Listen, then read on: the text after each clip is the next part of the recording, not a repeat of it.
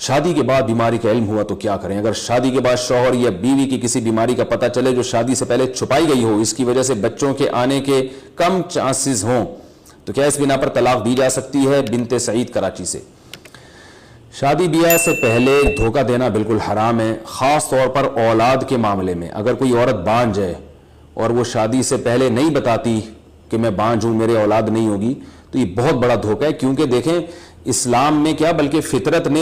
مرد اور عورت کا جو ملاپ رکھا ہے اس کی بیسک وجہ ہی نسل بڑھانا ہے۔ یہ بنیادی وجہ ہے کہ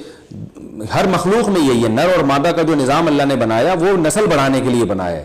تو نکاح جو کیا جاتا ہے اس کی بنیادی وجہ ہے نسل بڑھانا، تو یہی چیز اگر نہیں ہے تو اس کو پہلے کلیئر کرنا ضروری ہے۔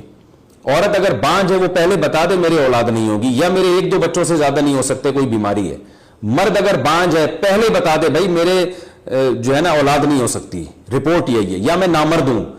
تو یہ پہلے بتانا اس پہ ضروری ہے۔ بہت سے مرد نامرد ہوتے ہیں، دھوکہ دے کے عورت سے شادی کر کے زندگی عذاب میں ڈال دیتے ہیں اس کی، اور بعض عورتیں بانجھ ہوتی ہیں وہ نہیں بتاتی پہلے، تو یہ بہت بڑا دھوکہ ہے۔ اگر کسی نے آپ کے ساتھ پہلے سے ایسا دھوکہ دیا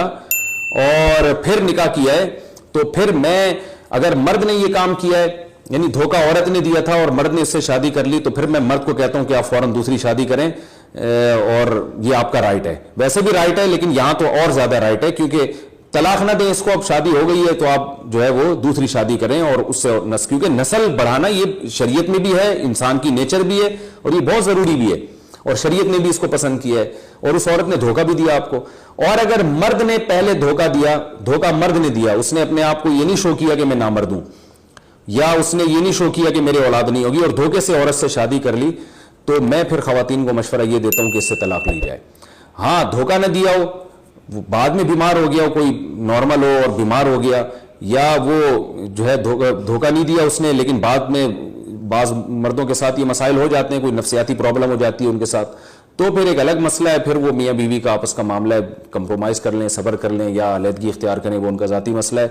تو ہر ایک کی فیلڈ میں ٹانگ بھی نہیں آنی چاہیے وہ، اور ہر ایک کو مشورہ جنرلی دیا بھی نہیں جا سکتا جب تک ہر ایک کے الگ الگ حالات سامنے نہ آئے۔ لیکن اگر کسی آدمی نے دھوکہ دیا ہے اور اس نے پہلے سے یہ شو نہیں کیا کہ میں نامرد ہوں، پھر اگر اس نے شادی کی ہے تو اصول یہی ہے کہ عورت کو اس سے طلاق لے لینی چاہیے۔ کوئی اس کے علاوہ اگر کوئی مجبوری ہو عورت کو، یا وہ میاں اتنا اچھا ہے کہ عورت بھی اس پہ لٹو ہو گئی ہے تو گزارا کر رہی ہے، تو اس کا آپس کا مسئلہ ہے، لیکن عمومی قانون یہی ہے، جو قانون کا مطلب ایک رائے جو میں جو سمجھاؤں وہ یہی ہے کہ میں ایسی صورت میں خواتین کو فوراً مشورہ دیتا ہوں کہ اگر دھوکے سے اس بندے نے شادی کی ہے تو اس سے علیحدگی لی ہے، کیونکہ مرد کے پاس تو دوسری شادی کا آپشن ہے، عورت کے پاس تو آپشن نہیں ہے، وہ تو پوری زندگی بیچاری کی برباد ہو جاتی ہے۔ اولاد ہی نہیں ہوتی تو کیا پھر آپ خود سوچیں کہ نکاح کا بنیادی مقصد ہی اولاد ہے، تو اس لیے یہ کر سکتے ہیں آپ۔